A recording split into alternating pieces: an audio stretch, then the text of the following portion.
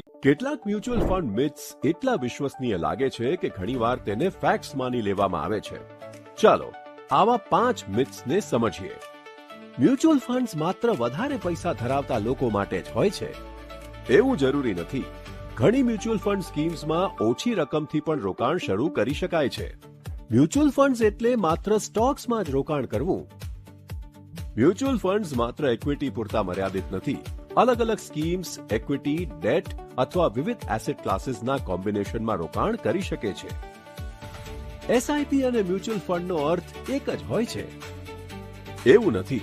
Mutual fund એક investment vehicle છે, જ્યારે એસઆઈપી કોઈ મ્યુચ્યુઅલ ફંડ સ્કીમમાં નિયમિત રીતે રોકાણ કરવાની એક રીત છે. વધારે મ્યુચ્યુઅલ ફંડ્સ હોવાનો અર્થ વધુ સારું ડાયવર્સિફિકેશન થાય છે એવું જરૂરી નથી. અલગ અલગ ફંડ્સમાં ઘણી સમાન સિક્યોરિટીઝ હોઈ શકે છે, જેના કારણે પોર્ટફોલિયોમાં ઓવરલેપ થઈ શકે છે. ભૂતકાળમાં સારું પરફોર્મન્સ કરનાર ફંડ આગળ પણ સારું પરફોર્મન્સ કરશે એવું જરૂરી નથી. પાસ્ટ પરફોર્મન્સ ફ્યુચર રિટર્ન્સની ગેરંટી આપતું નથી. માર્કેટ કન્ડિશન્સ પ્રમાણે રિટર્ન્સ બદલાઈ શકે છે. મ્યુચ્યુઅલ ફંડ્સને સમજવું સરળ બને છે જ્યારે મિથ્સની જગ્યાએ ફેક્ટ્સને સમજવામાં આવે. તેથી રોકાણ કરતા પહેલા સ્કીમ, તેની ફીચર્સ અને તેમાં રહેલા રિસ્કને સમજો. ફેક્ટ્સ જાણો.